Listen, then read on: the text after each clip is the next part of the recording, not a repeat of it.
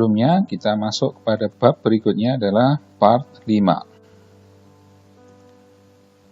Pengaruh pajak terhadap keseimbangan pasar. Pengenaan pajak atau pemberian subsidi atas suatu barang yang diproduksi atau dijual akan mempengaruhi keseimbangan pasar barang tersebut, mempengaruhi harga keseimbangan dan jumlah keseimbangan barang. Pajak yang dikenakan atas penjualan suatu barang menyebabkan harga jual barang tersebut naik. Setelah dikenakan pajak, maka produsen akan mengalihkan sebagian beban pajak tersebut kepada konsumen, yaitu dengan menawarkan harga jual yang lebih tinggi. Akibatnya, harga keseimbangan yang tercipta di pasar menjadi lebih tinggi daripada harga keseimbangan sebelum pajak, sedangkan jumlah keseimbangan menjadi lebih sedikit. Pembebanan pajak tetap sebesar T pada unit barang yang akan dijual menyebabkan kurva penawaran bergeser ke atas sejajar. Jika sebelum pajak persamaan penawaran adalah P sama dengan A plus A per B ditambah 1 per B Q, maka setelah pajak persamaan penawaran menjadi P sama dengan A per B ditambah 1 per B plus T sebagai unsur penambah pajak, di mana P adalah harga dan Q adalah jumlah barang, sedangkan T adalah besarnya pajak. Contoh soal. Fungsi permintaan barang adalah P sama dengan 15 min Q. Fungsi penawaran barang adalah P sama dengan 3 plus 0,5 Q. Pada barang tersebut dikenakan pajak tetap sebesar Rp3 per unit barang. Maka diminta tentukan titik keseimbangan antara harga dan jumlah barang sebelum dan sesudah dikenai pajak. Jawab, titik keseimbangan sebelum pajak, maka suplai sama dengan demand. Dengan mudah kita masukkan 15 min Q persamaan penawaran atau persamaan permintaan plus sama dengan 3 plus 0, Q persamaan penawaran. Dengan pemecahan soal penawaran dan permintaan matematika sederhana, maka Q akan didapatkan 12 kali 2 per 3 sama dengan 8. 12 sama dengan 3 per 2 Q. Maka Q sama dengan 12 kali 2 dibagi 3 sama dengan 8.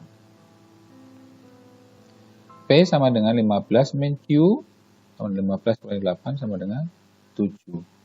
Maka keseimbangan sebelum ditetapkannya pajak terjadi pada tingkat harga 7 dan jumlah permintaan adalah 8 unit. Setelah ada pajak, maka fungsi permintaan menjadi P sama dengan 15 min Q. Sedangkan fungsi penawaran karena dari pihak penjual maka berubah dengan tambahan komponen 3 plus 0,5 Q, 3 plus 5,5 Q ditambah T.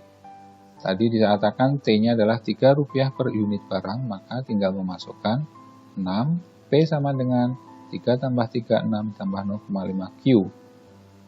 Maka titik keseimbangan setelah ada pajak adalah supply sama dengan demand. Supply sama dengan demand, demandnya tadi 15 minus Q, supply-nya menjadi 6 plus 0,5 Q.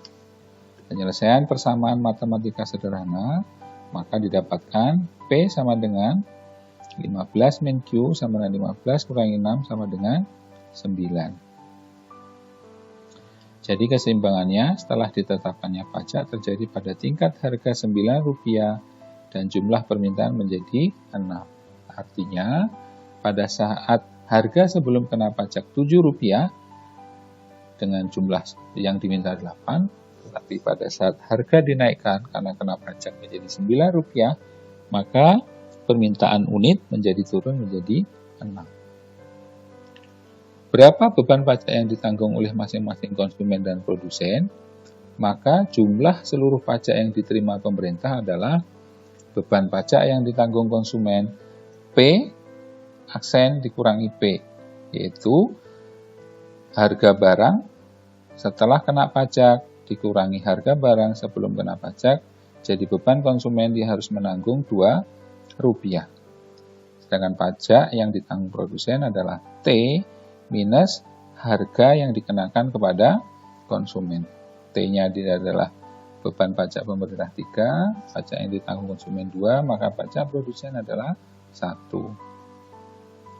Jumlah pajak yang diterima pemerintah dari seluruh transaksi adalah Q aksen kali T sama dengan 6 kali 3, 18 rupiah.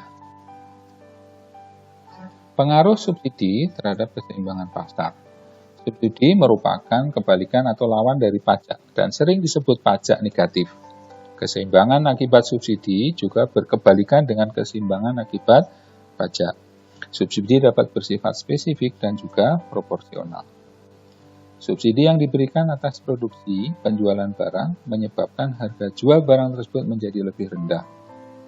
Dampaknya harga keseimbangan yang tercipta di pasar lebih rendah daripada harga keseimbangan sebelum atau tanpa subsidi, dan jumlah keseimbangannya menjadi lebih banyak. Pengaruh subsidi terhadap kurva penawaran akan menggeser kurva ke bawah sejajar. Jika fungsi penawaran sebelum subsidi P sama dengan min A plus BQ, maka fungsi penawaran setelah subsidi P sama dengan min A plus BQ dikurangi jumlah subsidi. Demikian pembahasan pada bagian kelima, kita akan lanjutkan pada bagian berikutnya.